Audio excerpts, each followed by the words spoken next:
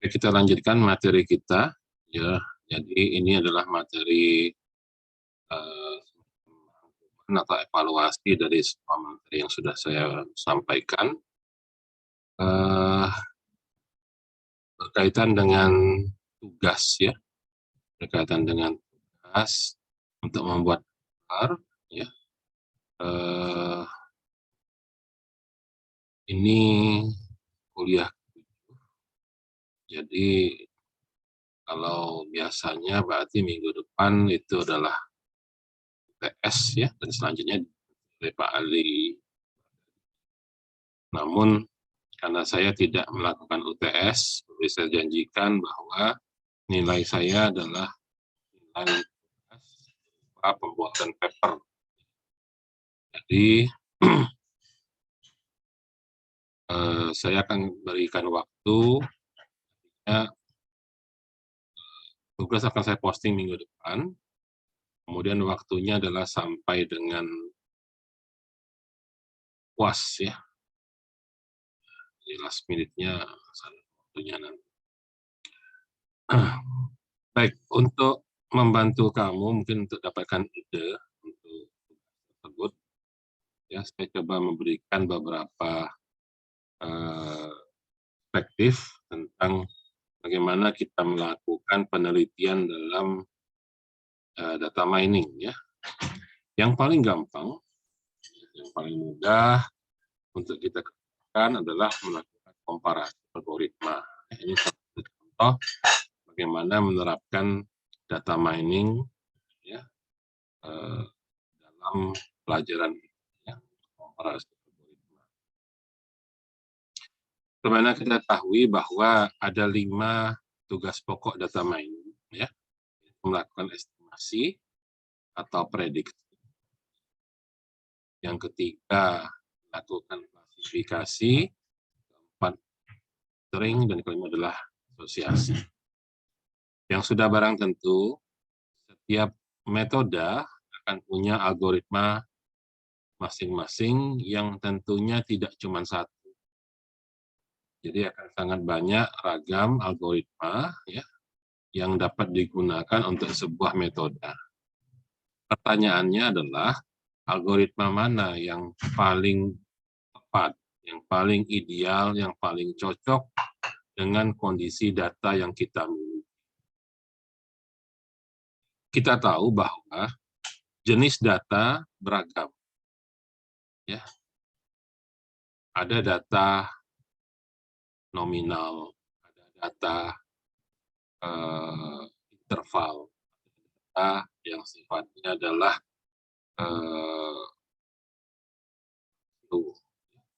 ada data yang menunjukkan ordinal, ya, ordo, ya. Kemudian data juga ada data yang kuantitatif atau kualitatif. Yang sudah barang tentu, masing-masing data dengan karakteristiknya masing-masing, itu ada cocok, ada tidak cocok untuk sebuah algoritma, ya. Misalnya contoh, algoritma naive Bayes. Algoritma naive Bayes pada prinsipnya adalah algoritma yang bekerja berdasarkan probabilitas. Nah, teori naive Bayes adalah implementasi dari probabilitas. Jika kali bicara tentang probabilitas, dia akan menghitung kemungkinan muncul atau kemungkinan terjadi. Sehingga prinsip kerja klasifikasinya berdasarkan seberapa besar kemungkinan sebuah kejadian dapat terjadi. Itu akan berbeda dengan algoritma C4.5, di mana bekerja berdasarkan gain ratio. Data yang bagaimana yang cocok untuk melakukan proses perhitungan gain ratio. Begitu juga mengklasifikasikan berdasarkan KNN, misalnya, nearest neighbor, berdasarkan kondisi tetangga terdekatnya, gitu. Data mana yang dekat, mana data yang jauh, ya. Itu data seperti apa yang mudah dihitung seperti itu. dan sebagainya. Yang lain, begitu juga pada clustering misalnya. Kita tahu clustering ada K-means, ada K-medoid salah satunya. Ya. K-means, dia mengcluster berdasarkan nilai rata-rata. Karena kita tahu clustering pada prinsipnya adalah menghitung jarak. Jadi cluster itu dikatakan satu cluster, jika jaraknya dekat, dia akan berbeda cluster kalau jaraknya jauh. Pertanyaannya tinggal teknik menghitung jarak yang bagaimana yang cocok. Apakah menghitung jarak rata-rata atau pakai K-medoid, jarak median misalnya. Atau data kita mengandung unsur fuzzy, nggak jelas, agak kabur, abu-abu gitu. Kalau hitam putih itu enak, mudah membedakan mana hitam mana putih. Ya, jadi kalau ada data yang dekat sama data yang jauh, jaraknya jelas itu perbedaannya mana dekat mana jauh. Kalau data yang ada di tengah-tengah, kira-kira tuh ini masuk kategori dekat atau jauh sih sebenarnya. Ya, jadi kondisi data akan menentukan algoritma mana yang cocok. Ya, jadi salah satu penelitian yang mudah untuk kita lakukan dalam data mining antara lain adalah melakukan komparasi algoritma. Ya, saya izin sebentar.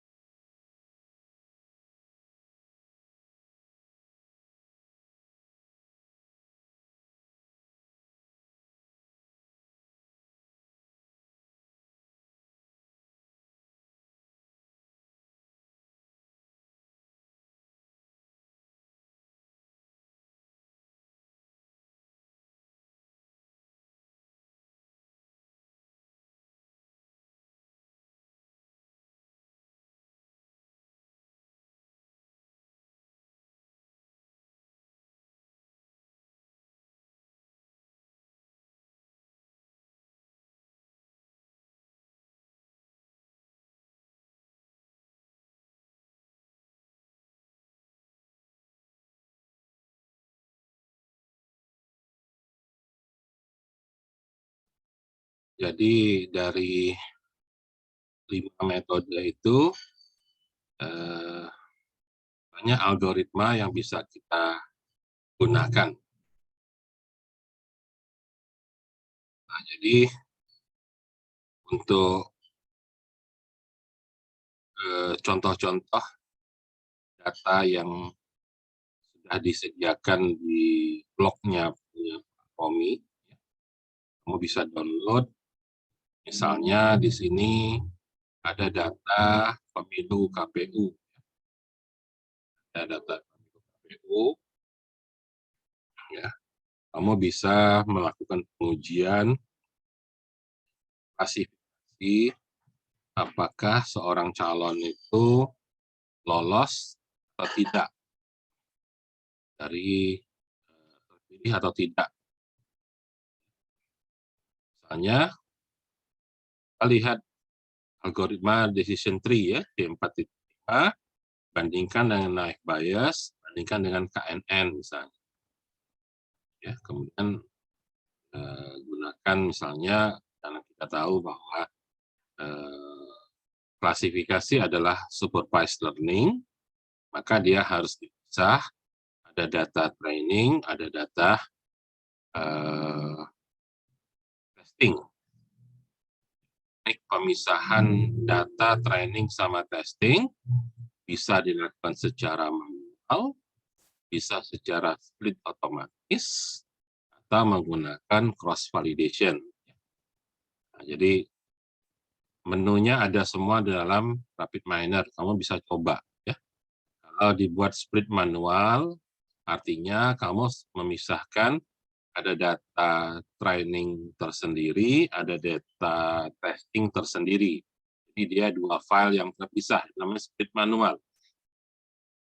Tapi kalau dia split otomatis, berarti data yang sama, data Excel-nya sama, tapi dimasukkan ke dalam modul split automatic. Nanti dalam menu split automatic-nya ditentukan komposisi perbandingan training sama testingnya, misalnya 90 banding 10 misalnya, atau 80 banding 20, atau 70 banding 30, terserah ya. Kita yang menentukan, tapi nanti dia akan otomatis cek oleh RapidMiner dalam pencarian split datanya. Atau menggunakan cross validation untuk menjaminkan semua data pernah jadi training dan semua data juga pernah jadi testing. Misalnya, ya, dalam pengujian ini, misalkan kita lihat untuk ukuran akurasi, misalnya ternyata C4.5 jauh lebih unggul ketimbang dua algoritma lainnya. Ya.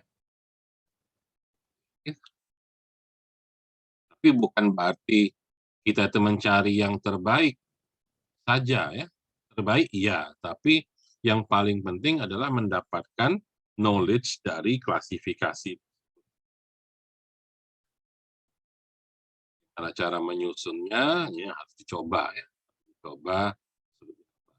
Dan kita tahu misalnya cross validation itu adalah sebuah modul yang berisi subproses. Jadi kalau ini diklik, dalamnya ada isi lagi. Bagaimana cara membuat subproses dari cross validation, ya harus dicoba. Ya.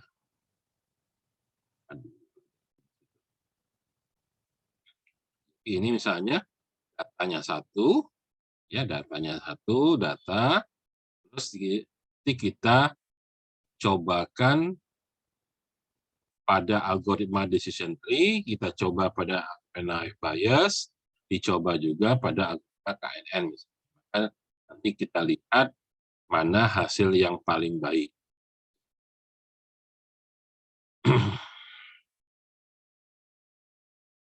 Teknik mengukur performansinya juga bisa macam-macam ya.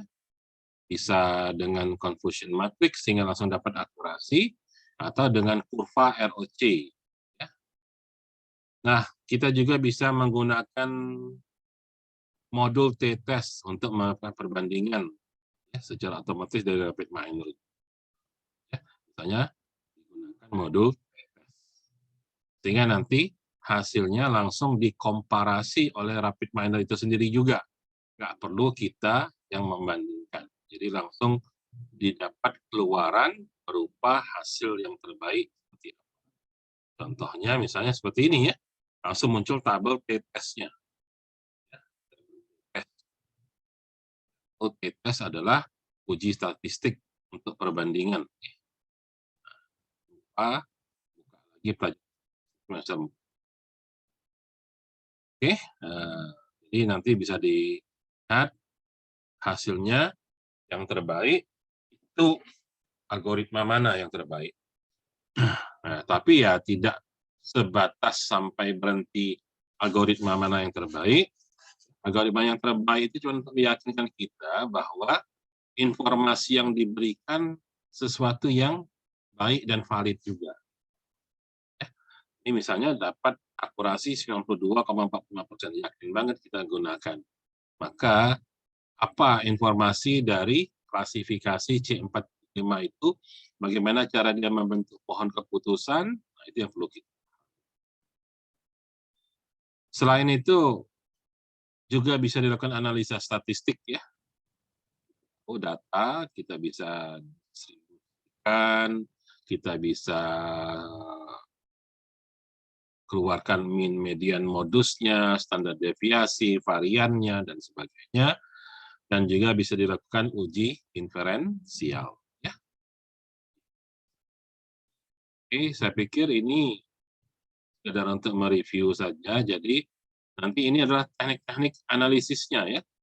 Misalnya ketika kita melakukan pengujian perbandingan algoritma, nanti hasilnya itu memang wujudnya angka-angka, misalnya dapat akurasi sekian, sekian, sekian, atau dapat hanya berapa, sekian, sekian, lakukan perbandingan-perbandingan dengan teknik-teknik statistik.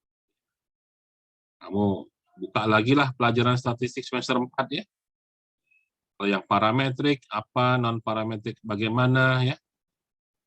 Apa sih tes Mann-Whitney itu ya, chi-square, Kolmogorov-Smirnov, nah itu ada semua pelajaran di statistik yang sudah dipelajari di semester 4. Kemudian ada uji ANOVA ya, apa itu uji ANOVA ya? Untuk parametrik, kalau dia non-parametrik, terus kalis misalnya. Kapan parametrik, kapan non-parametrik ya? Itu juga pelajaran ulang kembali dari ya.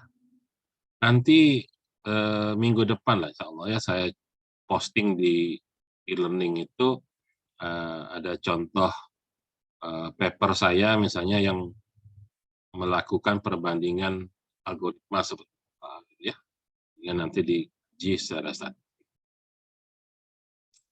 Banyak sebenarnya paper-paper saya ya. Kalau mau silakan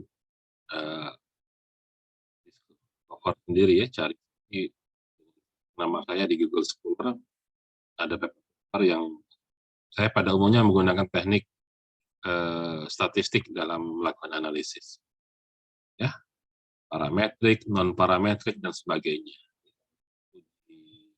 Hipotesa, ya.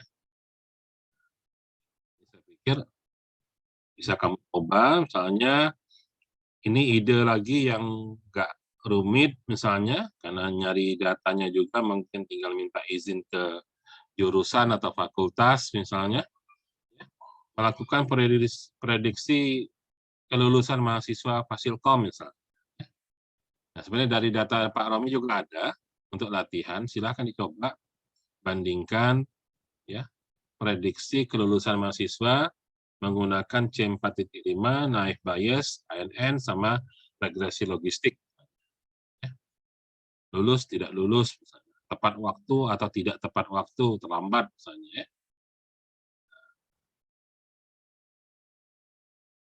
Bisa dicoba ya.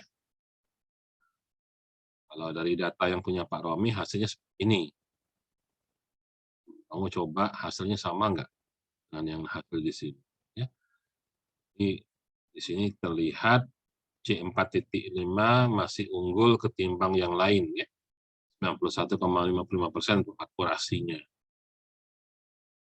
Ya, kelihatan diuji tes T-tesnya juga terlihat bahwa C4.5 yang terbaik. Oke. Ada juga data yang dari punya Pak Romi itu ya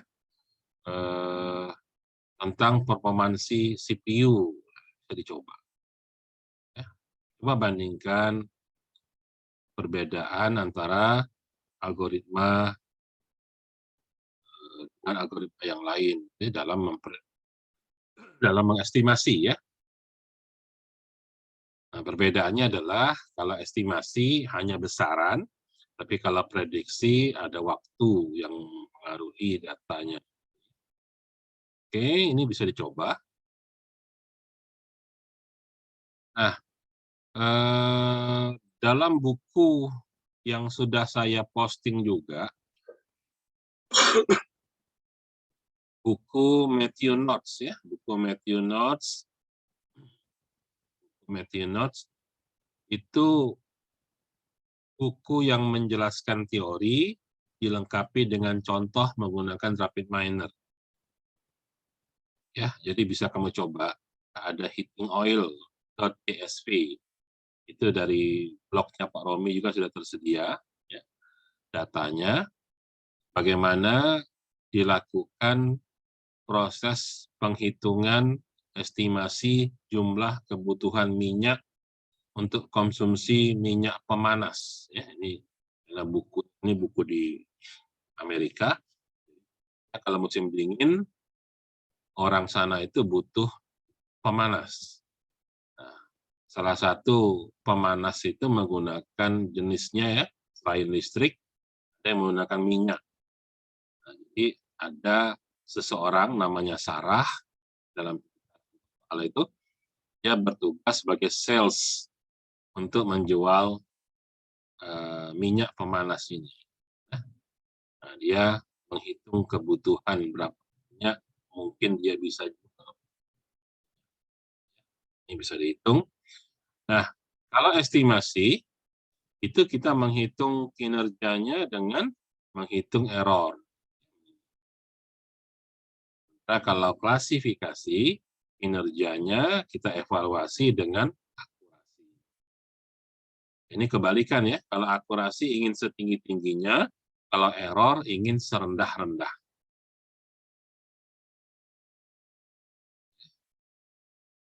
Ini juga bisa mencoba lagi data pemilu tadi dengan berbagai macam algoritma ya, bandingkan naive Bayes dengan KNN, dibandingkan dengan random forest misalnya, dibandingkan dengan LDA ya, linear discriminant analysis, pakai logistation ya, banyak bisa dicoba. Intinya akurasi mana yang paling tinggi, kemudian apa knowledge yang diperoleh dari model. Ya, ini harga saham juga ya, bisa dicoba. Nah, intinya adalah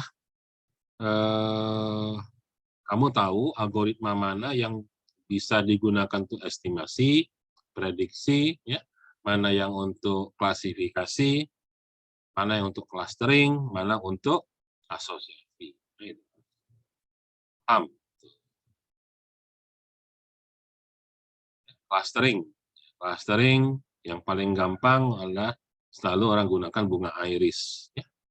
Bunga iris kan bahan untuk clustering. Ya. Bisa dicoba. Ganti-ganti aja. Clusternya amines, ganti dengan kamedoid, ganti dengan fazisimin, ya. Ganti dengan SOM. Kira-kira algoritma mana yang memberikan hasil clustering yang terbaik?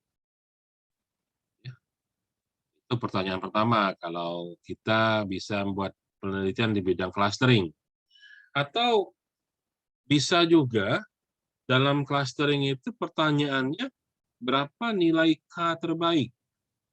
Berapa nilai K yang paling ideal? Nah, itu. Jadi setelah dapat nilai K yang idealnya, baru kita lihat seperti apa karakteristik daripada kondisi data ketika di cluster dengan K sama dengan K ideal. Ya. Contoh misalnya di sini bunga iris. Ya. Dilakukan pengujian pada K sama dengan 3, K sama dengan 4, K sama dengan 5, 6, dan 7.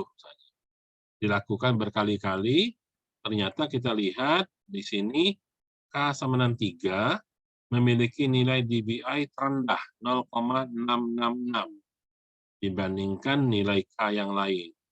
Apa kesimpulannya? Kesimpulannya adalah K sama dengan 3 adalah K yang paling ideal untuk data bunga iris karena memiliki nilai DBI yang terkecil. Nilai DBI yang terkecil itu artinya apa?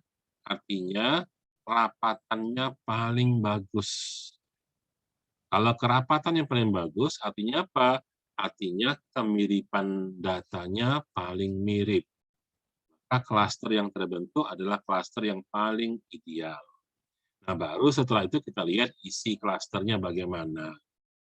Ya, untuk menjabarkan atau menguraikan pengetahuan yang kita peroleh dari pengklasteran tersebut.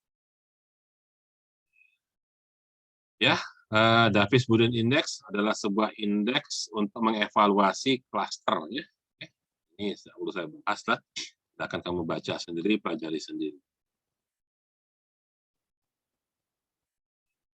Jadi, sebagaimana saya katakan tadi, data mining itu, kalau kita coba hubungkan kembali dengan pelajaran awal kita tentang bisnis intelijen itu digunakan untuk membantu para pimpinan dalam mengambil keputusan. Jadi sekali lagi, bisnis intelijen itu adalah implementasi data mining, ya, untuk membantu pimpinan dalam membuat keputusan. Maka kita tahu bahwa kualitas informasi yang diberikan wajib kita uji terlebih dahulu sebelum digunakan untuk jadi alat dalam mengambil keputusan.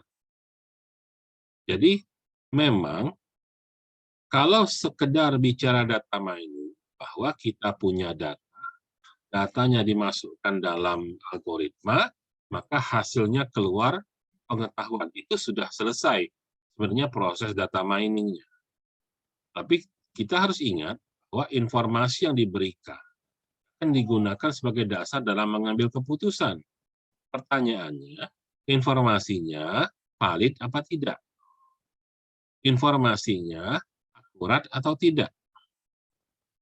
Untuk itulah, semua pengetahuan yang dihasilkan di data mining, seyogyanya perlu kita evaluasi. Ya, misalnya, kalau kita dalam mengestimasi sesuatu, mengestimasi atau memprediksi sesuatu, ya, pertanyaannya, estimasi kita tuh kualitasnya seberapa bagus?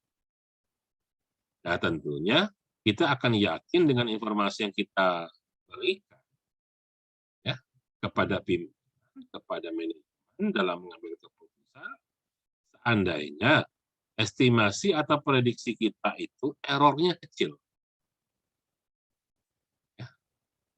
Dengan cara yang sama, dalam kasus klasifikasi, kita akan yakin, ya, informasi yang kita berikan itu baik dan benar jika klasifikasi kita memiliki akurasi yang tinggi. Nah, kira seperti itu. Begitu juga pada clustering, ya, informasi kita berikan itu kita nyatakan baik seandainya kita tahu bahwa cluster yang kita buat adalah cluster yang padat, cluster yang rapat, di mana ukurannya ditunjukkan oleh rendahnya DBI dan sebagainya, ya. Itu, ya. Nah, jadi kamu coba, ya, ini tugas bukan tapi untuk kamu kerjakan sendiri sebagai latihan. Dari semua dataset yang tersedia dari blognya Pak Romi tersebut, coba, ya, coba semua. Kamu nggak coba, kamu nggak bisa. Jadi, mohon maaf, kuliah kita ini kan singkat, ya. Jadi nggak semua bisa saya tuntun satu persatu untuk mengerjakannya. Ya. Konsekuensinya adalah kamu harus mencoba. Ya. Jadi saya dari 8 pertemuan, 3 pertemuan dipakai untuk dasar bisnis intelijennya. Nanti sisanya hanya ada berapa pertemuan yang dipakai untuk menjelaskan apa itu data mining. Tentunya berbeda dengan anak informatika yang belajar data mining full 3 SKS, 16 pertemuan gitu, ya. Nah, jadi silahkan kamu harus lebih aktif mencoba latihan sendiri, ya. Jadi silahkan dicoba yang sudah tersedia, semua data yang ada, ya, sehingga nanti kamu akan mudah memahami ilmu tentang data mining. Sebenarnya tidak sulit, gampang. Jadi silakan coba menggunakan algoritma. Coba bagaimana cara retrieve data. Coba bagaimana melakukan data preparations, ya, data preparation, misalnya menentukan atribut itu mana yang ID, mana yang label, mana yang atribut biasa. Kemudian men-setting, ya, nama-nama atributnya seperti apa. Yang ketiga mungkin perlu dipilih, ya, atribut mana mau dipakai, mana yang tidak. Itu ada semua di modul-modul tentang atribut data itu bisa dicoba. Oke. Nah, ini juga ada beberapa paper bagus, ya, untuk jadikan contoh, ya. Ini sekali lagi, ini bukan tugas yang harus dikumpul, tidak. Tugas di sini maksudnya, ya, sebaiknya kamu baca. Sebaiknya kamu baca untuk pemahaman kamu. Ini sudah dipilihkan beberapa paper yang mudah untuk kamu pahami. Misalnya di sini, ini paper tentang klasifikasi. Bagaimana membandingkan beberapa algoritma dalam melakukan klasifikasi. Studi kasusnya adalah di bank, di mana bank itu selalu ada permohonan kredit dari pelanggan. Nah, tinggal klasifikasinya adalah apakah setuju atau ditolak permohonan kreditnya. Algoritma mana yang tepat? Ya, bisa dicoba. Baca papernya ini. Ini ada alamatnya juga, silakan. Ya. Ini yang kedua, ya, perbandingan sama klasifikasi juga, tapi dalam studi kasusnya adalah prediksi gangguan atau kerusakan pada software. Ya. Jadi software itu ada gangguan atau tidak, ada bug atau tidak, gitu. Untuk mengklasifikasikan. Jadi dia di situ ada prediksi, dia juga ada klasifikasi. Nah, ya, ini menarik untuk dipelajari. Jadi ide untuk buat paper, jadi ide untuk skripsi. Ya. Ada lagi, bagaimana kalau datanya imbalance, datanya tidak balance, datanya tidak seimbang. Antara kelas dengan kelas, jumlahnya nggak sama, ada yang banyak, ada yang sedikit. Bagaimana cara untuk meningkatkan akurasi ketika data tidak balance? Ya, nah, akan dibaca. Coba di. Nah, ini yang betul-betul menjadi tugas yang saya minta, yang nanti akan jadi nilai UTS dari saya. Ya, akan jadi nilai UTS. Waktunya cukup panjang, yaitu sampai dengan batas waktu UAS. Tapi jangan terlena, ya. Ini tahu-tahu lupa, karena UAS itu Lebaran. Nanti sibuk sama Lebaran, lupa. Bulan Mei. Sebaik-baiknya sih segera dikerjakan sih, akhir Maret, akhir April sudah beres. Bulan puasa. Jadi carilah data, ya, kemudian coba buat perbandingan misalnya. Ya. Tapi ini nggak mesti harus 5, ya. Ini bebas saja lah, ya. Mau bandingkan beberapa boleh, nggak membandingkan langsung pakai juga silahkan. Yang penting bagaimana kamu dapat dari proses mining itu pengetahuan tentang data. Pak, Ya, ini yang tugas UAS kelompok itu ya, Pak? iya. Oke, makasih, Pak. Tugas bukan UAS, UTS, ya. Kan UAS nanti dari Pak Ali. Oh, ini UTS, tapi dikumpulnya waktu UAS. Iya. Oh, Ini berarti ini untuk nilai dari saya. Ya. Nanti kan Pak Ali punya ujian sendiri, ya, silakan. Makanya jangan ditumpuk-tumpuk, jangan ditunda-tunda. Ini berarti nilai dari saya, gitu, ya. Ini sendiri apa kelompok, Pak? Kelompok. Oke. Yang kelompok berdua. Berdua atau berapa? Bertiga itu. Berdua atau bertiga? Berdua, ya. Oh, berarti yang kemarin yang ngajuin judul itu yang UAS yang bareng Pak Ali ya, Pak? Oh enggak, ini Oh, yang ini. yang saya. Kan Pak Ali nanti dia punya tugas sendiri kan, Oh, oke, oke, Pak. Makasih, Pak. ya.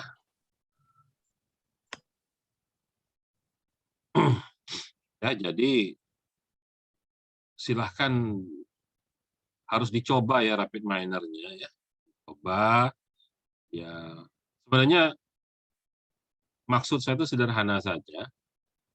Dengan mencoba melakukan ini dan ini jadi tugas yang kamu kerjakan, kamu akan punya banyak ide untuk skripsi. Itu aja sih maksud saya. Jadi jangan hanya dipandang bahwa ini sekedar untuk tugas mata kuliah ini. Kamu memilih mata kuliah pilihan, ya seharusnya menjadi bidang minat atau bidang keahlian gitu ya. Dan harusnya memilih salah satu materi dari kuliah mata kuliah pilihan untuk dijadikan skripsi harusnya.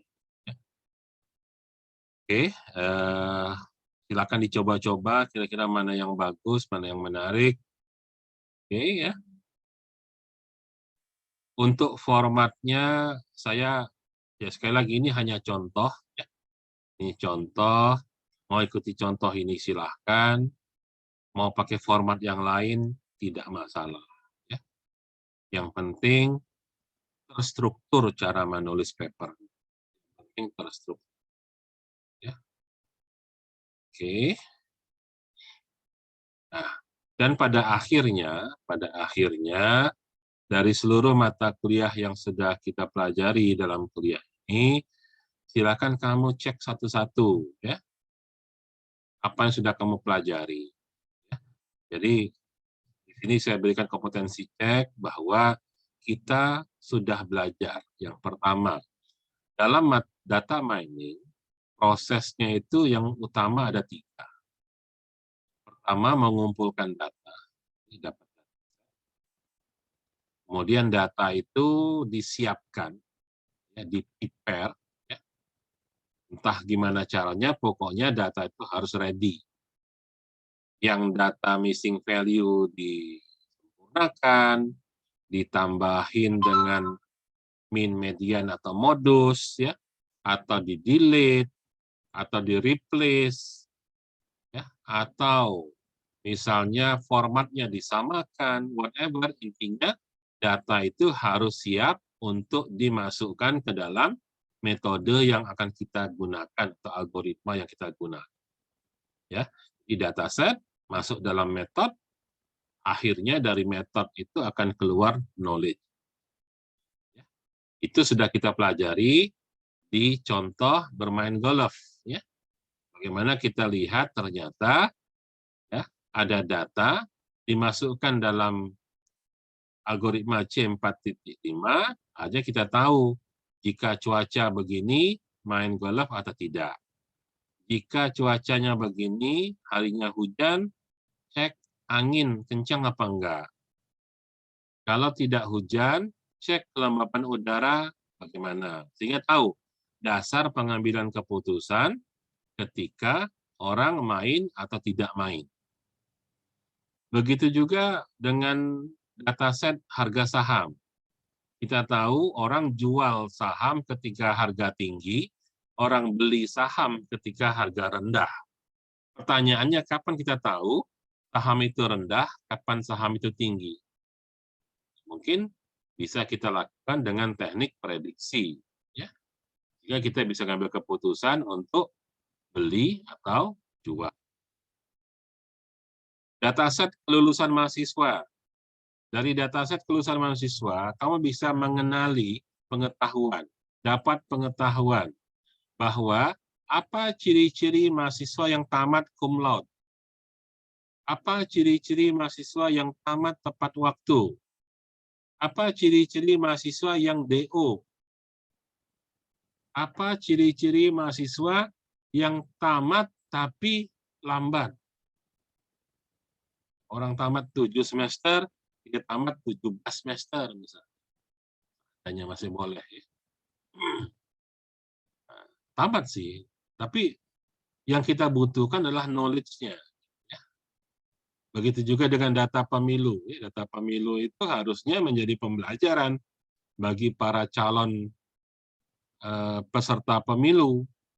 Jangan buang uang, daftar jadi anggota caleg, habis duit, ujung-ujungnya nggak lolos ke DPR atau DPRD. Karena dengan data mining, kita bisa tahu seperti apa ciri-ciri calon yang lolos. Seperti apa ciri-ciri calon yang tidak lolos. Apa karakter atau ciri dari partai yang lolos. Misalnya, ya. Jadi kita tahu kalau diajak orang masuk partai anu misalnya, kira-kira worth it nggak? Gitu. Begitu juga dengan dataset credit risk, ya. Di situ kita bisa belajar bahwa dalam mengambil keputusan sebuah kredit setuju atau ditolak, misalnya dasarnya apa. Apa yang membuat kita menjadi tidak bersedia memberikan kredit. Jadi bisa dipelajari itu semua. Dan yang kedua, bahwa data mining itu digunakan untuk tools dalam mengambil keputusan. Jadi tidak berhenti bahwa ada data, dimasukkan dalam algoritma, keluarannya adalah knowledge. Yang tidak berhenti sampai di situ. Yang harus kita pahami bahwa ketika knowledge yang dihasilkan, itu akan digunakan selanjutnya dalam mengambil keputusan. Itu akan digunakan selanjutnya dalam mengambil keputusan. Pertanyaannya, informasi atau pengetahuan yang kita berikan yang akan digunakan dalam mengambil keputusan itu seberapa bagus kualitas. Nah, untuk itulah proses data mining tidak berhenti setelah ada data dimasukkan dalam metode algoritma, terus dikeluarkan knowledge-nya saja. Tapi dilanjutkan dengan fase yang keempat, yaitu fase melakukan evaluasi. Nah, dalam melakukan evaluasi ini, kita memiliki berbagai macam cara. Ya. Nah, maksudnya adalah evaluasi itu akan dilakukan pada data yang berbeda. Ya. Sehingga data yang digunakan untuk membangun knowledge, dalam hal ini kita sebut data training, itu kita pisah dengan data yang bakal digunakan untuk menguji knowledge tersebut atau model tersebut. Cara memisahkan data, mana training, mana testing, bisa menggunakan teknik teknik manual. Teknik manual adalah teknik yang betul-betul data kita split secara manual. Misalnya, kita punya 100 baris data. Oke, saya pakai data nomor 1 sampai nomor 70 sebagai data training. Ya, saya pisah, saya save dengan file yang berbeda. Sisanya, data nomor 71 sampai data 100, berarti ada 30, saya gunakan sebagai data testing. Juga di-save dalam file yang berbeda. Nanti akan diuji, yang satu untuk training, satu untuk testing. Atau menggunakan teknik data split otomatis. Data split otomatis adalah sebuah teknik sampling, ya, sebuah teknik sampling di mana dilakukan pengacakan sehingga data terbagi secara random. Ya, data terbagi secara random yang juga dilakukan oleh tools, dalam hal ini oleh komputer, ya. Itu namanya data split automatic, ya. Di RapidMiner sudah tersedia juga modul data split automatic. Tinggal kita setting saja mau dibagi komposisinya berapa. 70-30, 80-20, 90-10, dan sebagainya. bebas. Ya. Bahkan itu bisa menjadi penelitian komposisi data training sama testing berapa banding berapa yang paling ideal. Karena logikanya begini, training itu sebanyak-banyaknya lebih bagus. Jadi kalau secara rule of the thumb, 90 banding 10, itu pasti lebih bagus ketimbang 50 banding 50. Ya. Tapi pertanyaannya adalah, semakin banyak training, maka proses trainingnya itu makin lama. Komputasinya semakin besar. Kalau ternyata hasilnya tidak jauh berbeda dengan 70 banding 30, mungkin nggak perlu 90 banding 10. Gitu. Karena akan mempercepat proses trainingnya. Ya. Itu yang kedua. Ya. Yang ketiga, untuk lebih menjamin bahwa hasil pengujian kita lebih baik, maka ada sebuah teknik yang namanya cross validation. Jadi saya minta terus terang saya minta kamu pahami teknik pembagian data yang manual, data split sama cross validation ini secara detail ya. Pahami betul. Jangan sampai salah paham lagi ya. Jadi cross validation adalah teknik pembagian data training sama testing. Bukan teknik evaluasi, tapi dia dilakukan dalam rangka melakukan evaluasi. Mengapa dilakukan cross validation? Supaya terjamin semua data pernah jadi data training, semua data juga pernah jadi data perlu.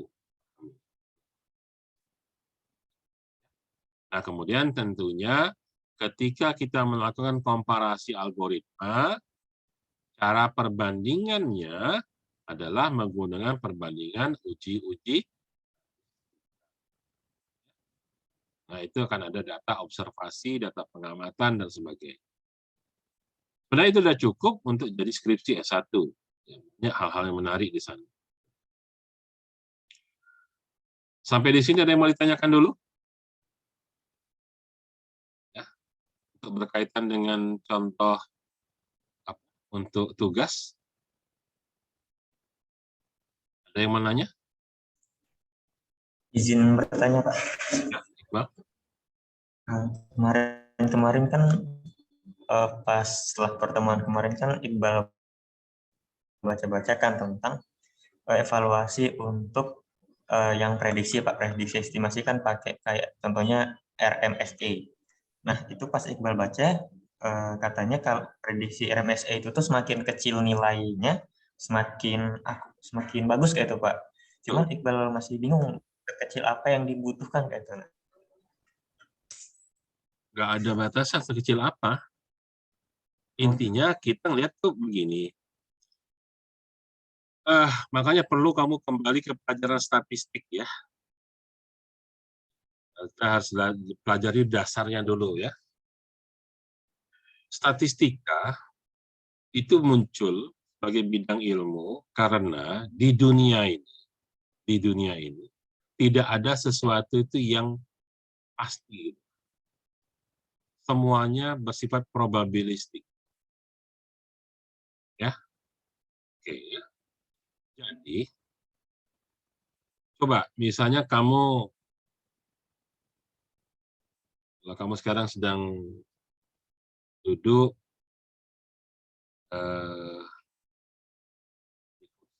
berhadapan dengan meja. Ya. Sekarang saya tanya, berapa lebar meja yang ada di depan kamu? Pasti kamu ngukur, kan? Terserah, ambil mistar kah atau apa kamu ukur. Dapat lebar meja itu, katakan berapa misalnya? 120 cm misalnya. pertanyaannya adalah, apakah tepat pengukuran kamu itu? Itu kalau kamu mengukur ya. Apalagi kalau kamu cuma prediksi kira-kira aja nih. Ini kira-kira 120 cm, Pak, lebar meja.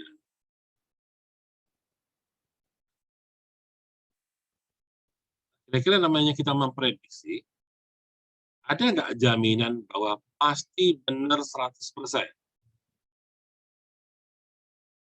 Nah, dengan konsep yang demikian, maka ketika kita memprediksi, bisa jadi prediksi kita itu tidak exactly accurate, ya.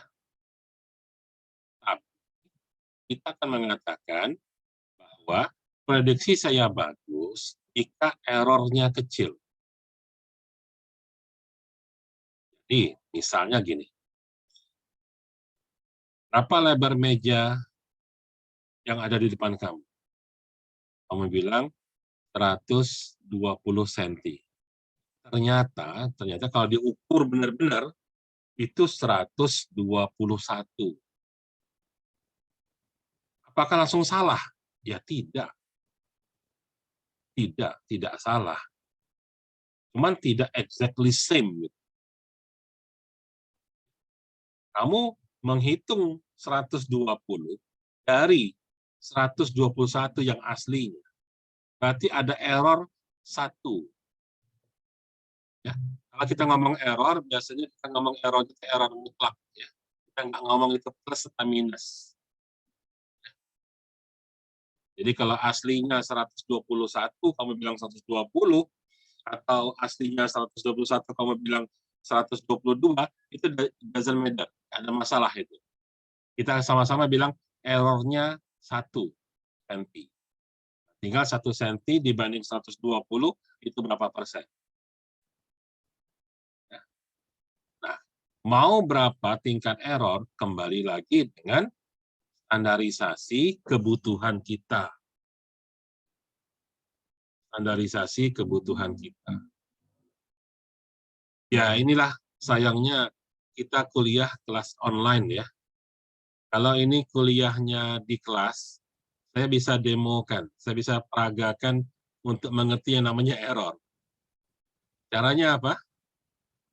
Caranya letakkan sebuah buah apel di atas kepala, ya, terus ambil panah. Ya. Kira-kira kalau saya tanya sama kamu, Iqbal, ada buah apel taruh di atas kepala kamu pengen errornya berapa persen? Sekurang-kurangnya nggak sampai error, Pak. Ya paling 0 berapa gitu. Iya, sebab kalau dia itu errornya 10%, itu berarti sudah bakal meleset dari apel itu sudah kena kepala kita gitu. Jadi sekecil berapa? Ya belum tentu. Nggak perlu juga kecil-kecil banget. Yang penting nggak kena kepala kita. Nah, gitu. Jadi, kembali kepada kebutuhan kita sendiri menetapkan error berapa. Nah, kalau kita kembali ke pelajaran statistik, ya, kalau coba kamu ingat, kalau saya, kamu statistik dulu diajarkan nggak ya penetapan error gitu ya. Nah, umumnya pelajaran statistik itu mengajar kita begini, kalau dalam bidang ilmu sosial, error itu boleh sampai dengan 5%. Jadi kalau 5% maksimum itu masih dianggap tepat.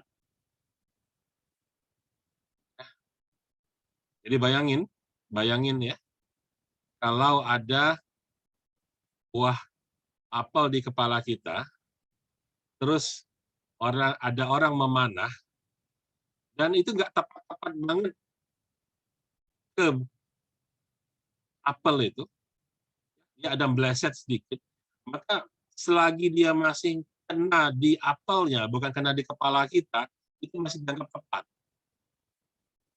Nggak ada masalah. Nah, jadi kalau ilmu sosial biasanya 5%. Tapi kalau ilmu engineering, ilmu teknik, Dia menentukan standar error itu maksimal 1%. Ya. Tapi mau berapa, kembali lagi kepada masing-masing kebutuhan. Karena kita akan menggunakan data mining dalam pengambilan keputusan, tentunya pihak yang berkenaan yang akan menentukan sebaiknya errornya berapa. Jadi dengan kata lain gini, misal nih saya nyuruh kamu coba buat prediksi harga saham. Saya mau beli saham besok. Kamu hitung, Iqbal. Berapa kira-kira harga saham besok? Terus kamu bilang, Pak, besok prediksi saya harganya 2.000 misalnya. Errornya berapa? Errornya 17%, Pak. Saya bilang, 17%, besar ya. Berani saya ngambil keputusan. Maka saran dari kamu nggak saya ikutin. Ya. Tapi sebaliknya, kalau saya nekat, errornya 17%, oke lah, nggak ada masalah. Silahkan aja, nggak ada masalah gitu ya. Nah, jadi error itu dikembalikan kepada kebutuhan dari pihak yang mengambil keputusan. Cuman itu tadi, ketika kita melakukan estimasi, melakukan prediksi, sebaiknya tidak sekedar menampilkan angka estimasi atau prediksi, namun dilengkapi dengan informasi besaran errornya untuk menjadi perhatian para pihak yang akan menggunakan informasi. Bisa dipahami, Iqbal?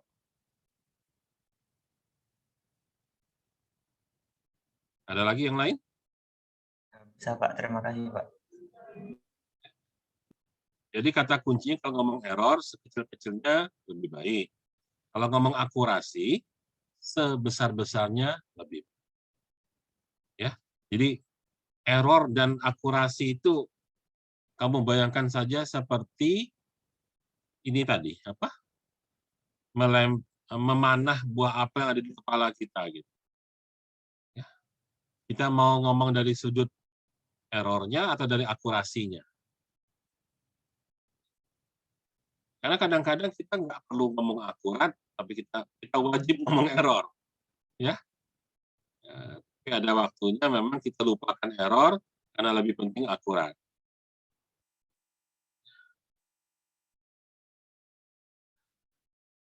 Oke, yang lain ada pertanyaan lagi? Kalau nggak ada, saya akan merangkum materi secara keseluruhan, ya, yang sebenarnya materi ini seharusnya dipelajari di depan. Ya, tapi karena kita ingin crash program, jadi pengen cepat kamu mengerti hal-hal inti utamanya, maka ini saya taruh di belakang. Ya. Jadi sebenarnya semua prosedur yang kita pelajari tadi, semuanya harusnya merujuk kepada KRIS-DM. Ya. Jadi KRIS-DM ini adalah proses standar pada data mining. KRIS-DM adalah singkatan dari Cross Industry Standard Process for Data Mining. Dalam buku ini ditulis metodologi data mining. Tapi sering salah dipahami. Saya sering ketemu mahasiswa, bahkan dosen, yang menulis bahwa KRIS-DM adalah metodologi penelitian data mining. Itu salah ya. Saya ulangi ya. KRIS-DM adalah metodologi data mining, bukan metodologi penelitian data mining. Jadi kalau kamu melakukan penelitian data mining, metodologi penelitiannya bukan KRIS-DM. Tapi kamu bisa mengadopsi KRIS-DM untuk digunakan dalam membuat metodologi penelitian. Jadi ringkasnya begini, KRIS-DM ini adalah sebuah pola pikir, sebuah konsepsi bagaimana cara kita melakukan proses data mining. Kenapa disebut cross industry? Karena ini bisa dipakai untuk bidang apapun. Ya, dalam dunia komputer oke, dalam dunia kesehatan oke, dunia pendidikan oke, semua bisa. Ya, maka disebut cross industry standard process. Jadi ketika kita mau menggunakan data mining untuk bidang ilmu apapun, KRIS-DM ini bisa diimplementasi. Ya, dia bersifat netral, ya, bisa dipakai untuk apapun, dan bisa dipakai pada tools apapun, nggak hanya Rapid Miner, pakai apapun saja bisa. Pakai WK bisa, pakai NIMM bisa, ya, dan sebagainya. Ya. Apa KRIS-DM? KRIS-DM terdiri atas 6 proses yang sifatnya siklus. Ya. KRIS-DM ada 6 proses yang sifatnya siklus. Ya. Jadi karena kita ngomong data mining, tentunya kita harus punya datanya terlebih dahulu. Nah, jadi kita ngomong data. Nah, sebelum membahas datanya, kamu harus terlebih dahulu menentukan domainnya apa. Misalnya tadi, ini data tentang transaksi penjualan. Ya, di sebuah toko. Maka, sebelum kita ngomong lebih lanjut, hal pertama yang harus kamu lakukan apa? Lakukan business understanding. Maksudnya, pahami bisnis proses yang berlaku di sana. Seperti apa mekanisme kerja di situ. Kenapa? Karena bisnis proseslah yang menghasilkan data. Jadi dengan kata lain, kamu paham bisnis prosesnya, maka selanjutnya kamu akan paham datanya. Nomor 2 itu adalah data understanding. Kalau kamu paham datanya, sehingga kamu tahu seandainya data itu sudah siap dieksekusi apa belum. Jika belum siap, perlu diapakan? Apakah ada data yang missing value? Apakah ada data yang formatnya tidak sama? Apakah ada data yang apa istilahnya typo dan sebagainya? Formatnya berbeda, jenisnya tidak sesuai, ya. Misalnya kita itu mau melakukan proses perhitungan. Yang mau dihitung itu apa? Yang mau dihitung itu sesuatu yang punya nilai bilangan real atau dia adalah sesuatu yang bilangan nominal yang hanya bisa kita count, kita hitung cacah, kita hitung frekuensinya. Nah, jadi sekali lagi, 3 proses yang pertama itu satu kesatuan yang nggak bisa kamu pisahkan. Ya. Jadi, mengertilah bisnis prosesnya dulu bagaimana, pahami datanya, siapkan datanya. Baru setelah itu, biarkan komputer bekerja dengan pemodelan dimasukkan ke dalam algoritma data mining. Baru nanti setelah itu kita evaluasi hasilnya, ya, sebagaimana tadi dari sebuah pemodelan akan menghasilkan knowledge atau pengetahuan. Pengetahuan itu akan digunakan nantinya. Nah, sebelum digunakan dievaluasi dulu akurasinya, errornya, DBI-nya, dan sebagainya, sehingga seberapa yakin kita analisis dari evaluasi itu akan diterapkan dalam bidang tersebut. atau di deploy. Ya. Misalnya saya kasih contoh ya, baru-baru ini saya melakukan penelitian. Apa yang saya teliti? Saya melakukan klasifikasi jenis petir, jenis sambaran petir. Itu bidang ilmu, bukan ilmu komputer. Itu bidang ilmunya orang teknik elektro arus kuat. Untuk bisa melakukan, saya harus pahami dulu bagaimana mekanisme terjadinya sambaran petir. Itu business understanding-nya. Setelah saya paham bagaimana proses terjadinya petir, maka saya akhirnya ngerti data apa saja yang akan dihasilkan dari proses tersebut. Sehingga saya paham jika datanya bentuknya begini. Terdiri atas ini. Atribut apa saja. Sehingga nanti kita akan lihat data itu sudah siap apa belum untuk dapat diklasifikasi. Akhirnya saya masukkan ke dalam algoritma untuk melakukan klasifikasi. Sehingga dapat diketahui bahwa jenis petir ada begini, ada begini, ada begini. Seberapa akurat? Dicek. Dibuktikan kembali dengan pembuktian terbalik. Memastikan bahwa yang kita maksud adalah benar. Itu contoh satu. Dalam bidang elektro.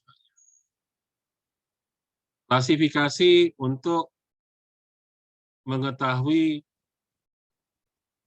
mahasiswa tamat cum laude atau tidak. Apa sih syarat cum laude? Kita harus paham dulu bisnis proses bagaimana.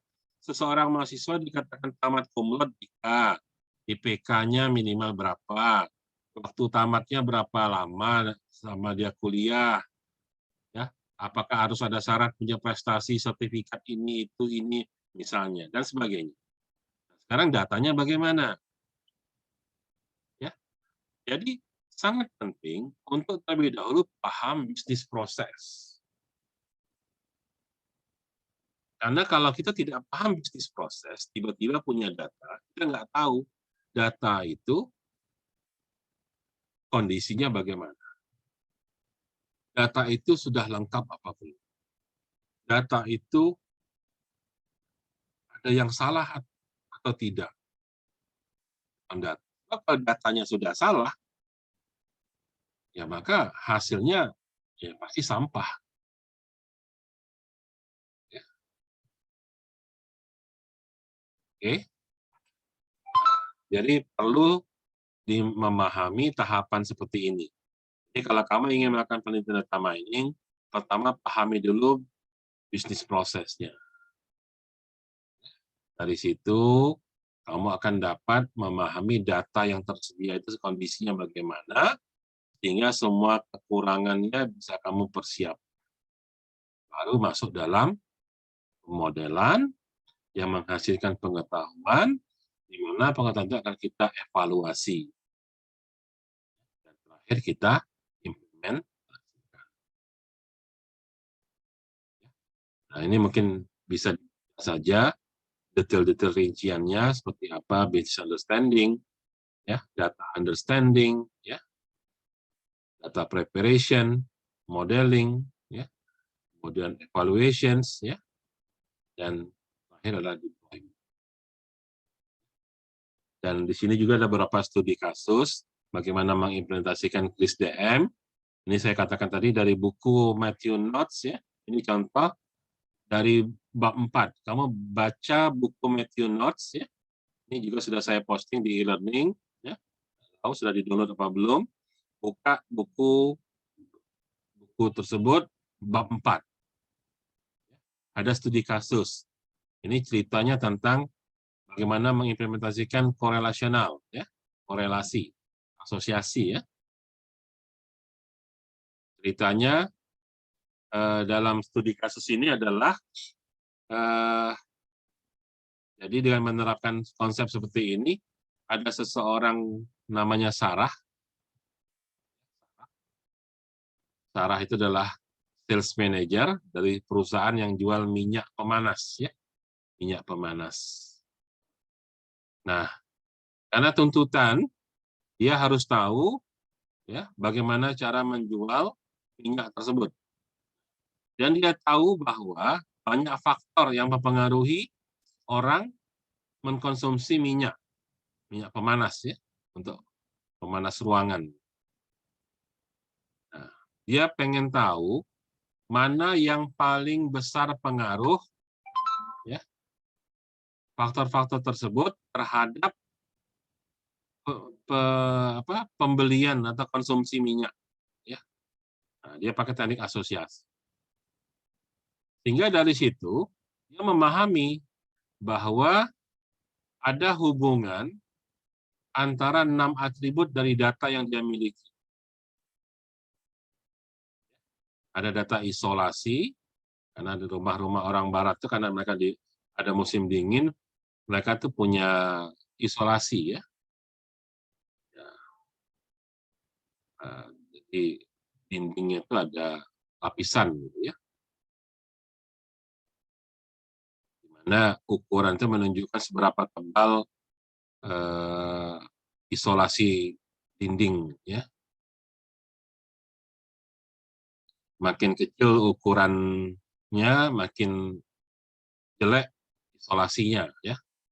Nah, jadi makin besar angka data tersebut, data isolasi menunjukkan semakin bagus kualitas isolasinya.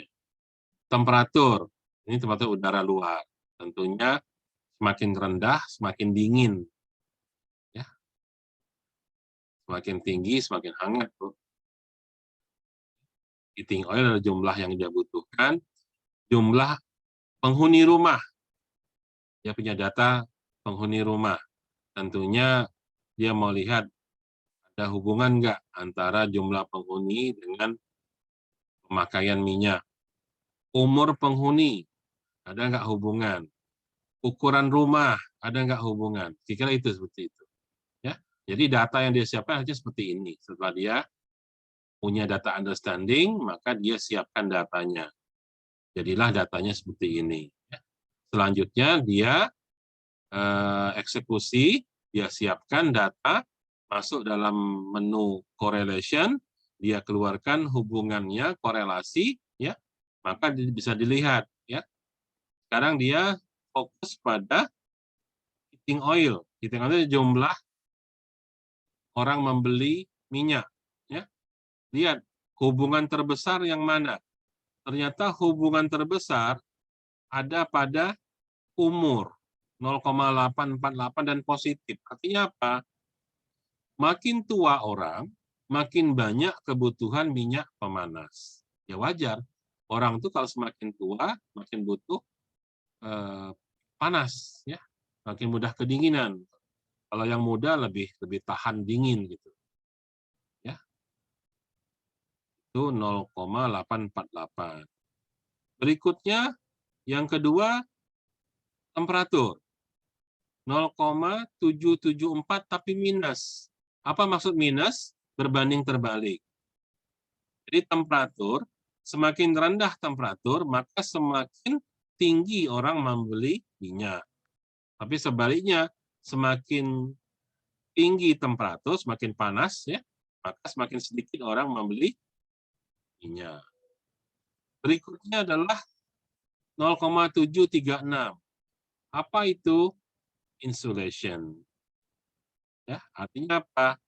Semakin tinggi skor insulation sebuah rumah, maka semakin banyak juga dia menggunakan minyak dan sebagainya. Oh, ternyata dari sini dia dapat pengetahuan bahwa ada hubungan antara konsumsi minyak dengan beberapa faktor, di mana faktor yang paling tinggi adalah umur. Artinya apa? Oh, kalau gitu, kalau saya jadi Sarah, maka Sarah itu kan berpikir bahwa kalau gitu saya harus jualan di kota-kota yang banyak penghuninya adalah para pensiunan. Karena di sana tingkat kebutuhan minyak pemanas jauh lebih tinggi. Saya juga akan cari kota-kota yang selain banyak orang tuanya, yang temperaturnya paling rendah. Artinya kalau di Amerika ada wilayah yang hangat, ada wilayah yang dingin gitu ya. Ya dia nggak mungkin lah jualan di tempat kota-kota yang hangat. Itu bodoh namanya. Nah, menjual minyak pemanas di tempat yang sudah panas, nggak mungkin. Dia akan pergi ke kota-kota yang temperatur cuacanya rendah. Ini contoh bagaimana kita mengimplementasikan satu siklus data mining, mulai dari memahami bisnisnya, pahami datanya, menyiapkan datanya, dimasukkan dalam algoritma, dievaluasi, dan terakhir adalah diimplementasikan. Ya, saya pikir ini bisa dibaca sendiri. Selanjutnya seperti ini contoh. Ya, kalau mau detail silakan baca bab 4 dari buku Matthew Notes. Berikutnya ada lagi contoh yang lain, masih di ini juga, masih cerita sambungan datanya si Sarah tadi juga, tapi kalau sekarang di bab 8, ya, chapter 8. Kalau tadi dia hanya melihat korelasi, mana faktor-faktor yang mempengaruhi penjualan minyak pemanas. Sekarang dia mau prediksi, dia betul-betul ingin memprediksi berapa nilai atau berapa jumlah minyak yang bisa dia jual. Nah, ini ada contoh kasus ya. Silakan buka buku bab 8. Kalau tadi bab 4, ini bab 8. Ceritanya sama ya. Sarah harus jualan. Kalau tadi sudah tahu faktor penyebab. Orang beli atau tidak beli, atau orang banyak beli atau sedikit beli, ya. Nah, sekarang dia lanjutkan memprediksi berapa banyak dia bisa jualan. Ya, siklusnya sama. Siklusnya sama. Ya, ada business understanding, pahami dulu business understanding-nya seperti apa, ya. Nah, terus datanya bagaimana, kemudian siapkan datanya, preparation, ya. Siapain lah pokoknya di mana yang dipakai data yang tidak, selanjutnya dibuat pemodelan, ya. Ini data masuk dalam algoritma. Ingat, data yang masuk dalam algoritma disebut data training, ya, TRA. Keluaran dari algoritma adalah model, mod. Nah, ini mod ya. Ini outputnya berarti model. Model yang dihasilkan harus diuji. Ya, diuji dengan data yang tidak sama. Kalau diuji dengan data yang sama tuh sama aja kamu latihan soal, terus besoknya dikasih ujian dengan soal yang sama, ya sama aja bohong. Pasti bisa. Maka harus dikasih soal yang beda. Jadi ini ada data training, maka data tesnya ada data yang berbeda. Jadi apply model ini sebenarnya adalah modul untuk menguji sebuah model dengan data yang lain. Oke, saya ulangi ya. Apply model adalah modul dalam RapidMiner yang digunakan untuk menguji model dengan data yang berbeda. Sehingga data yang berbeda ini kita sebut data testing. Maka akan ada data training, akan ada data testing. Ya. Ini. Oke. Sehingga nanti akan menunjukkan hasil berapa persamaan linier yang dihasilkan, karena ini adalah regresi linier, ya, persamaannya, ya, terus implementasi. Ini bisa dicoba semua ya. Lanjutannya ada lagi ya. Ini si Sarah promosi ya, dan sebagainya lah ya. Ini bisa dicoba semua. Ada semua dalam buku. Ya. Ya.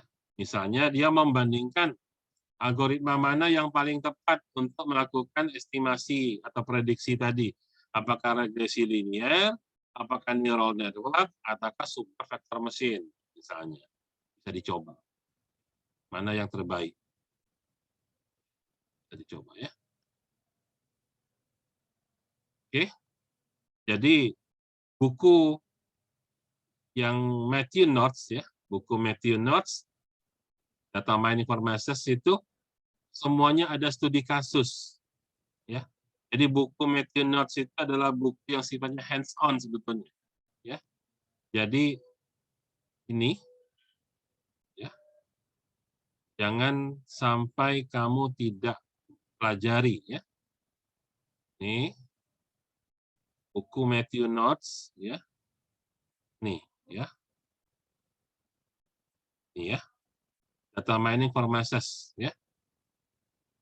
Second edition with implementation in rapid miner, NR. Jadi sebenarnya dia ada dua. Ada rapid miner, ada R-nya juga. Ya. Bisa kamu lihat contoh-contohnya, ya. Jadi ini saya tunjukkan.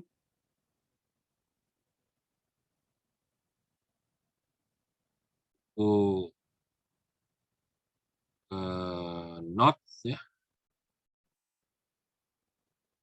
LMN miner.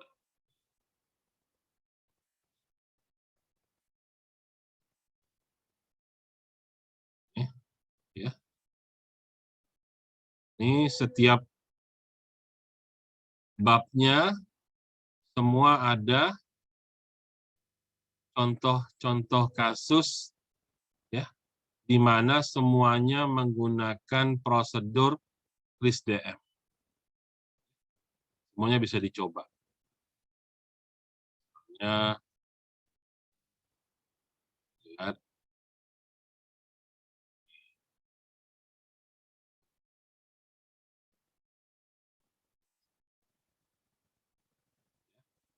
Kayaknya sebenarnya slide-nya semuanya dari buku itu, ya. KRIS-DM seperti itu. Apa itu business understanding, ya. Kemudian data understanding, ya. Oke.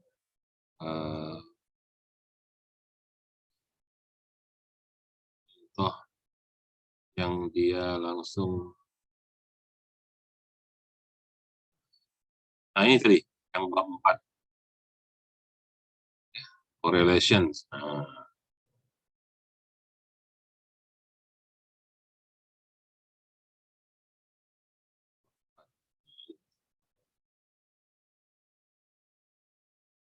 Di contoh kasusnya tadi seperti tadi. Oke, nah ini correlation, ya, bab 4. Correlation Sarah adalah, nah ini, ya. Ini ada dalam buku ini semua, ya. Dia menjelaskan bagaimana tentang asosiasi atau korelasi, ya.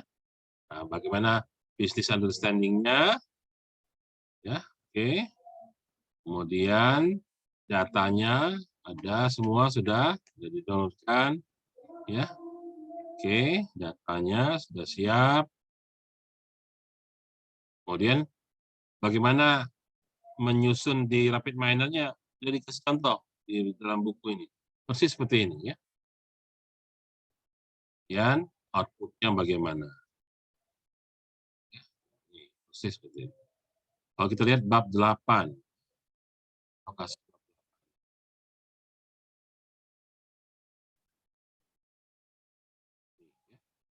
bab 8, regresi linear, ya. Sama sambungannya ini untuk prediksi. Oke. Oke, kita balik lagi ke yang mana. Nah,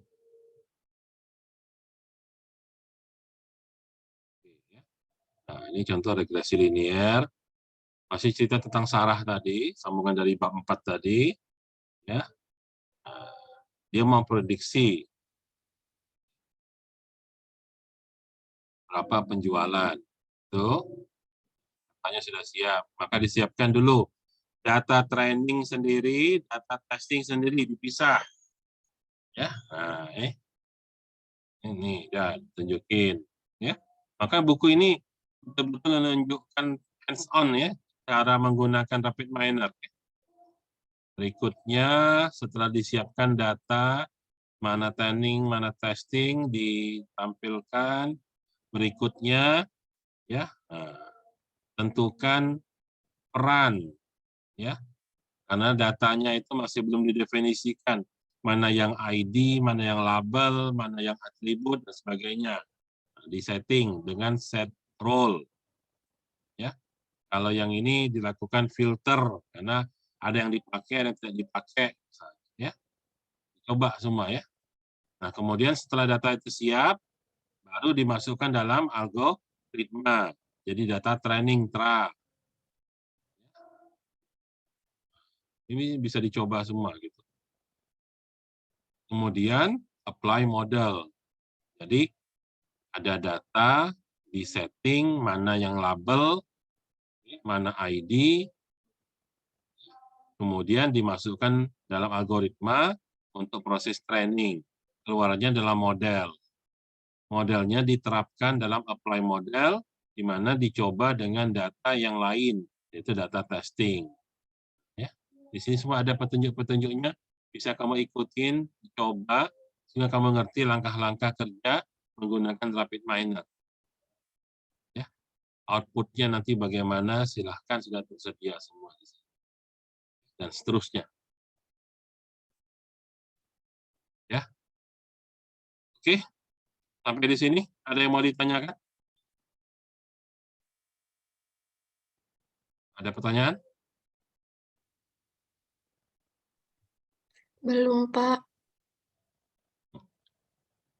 Belum itu paham atau memang bingung? Oke, ya kalau nggak ada yang mau ditanyakan, kita akhiri ya. Nanti minggu depan adalah kuliah terakhir dari saya. Ya, jadi mungkin saya masuk satu kali lagi sambil mereview dan ada sedikit mungkin materi tambahan tentang text mining ya. Itu bukan materi pokok tapi tambahan aja untuk kalian ketahui, termasuk nanti ngebahas tentang tugas itu supaya lebih jelas adanya masih ada pertanyaan tentang tugas kita bahas minggu depan.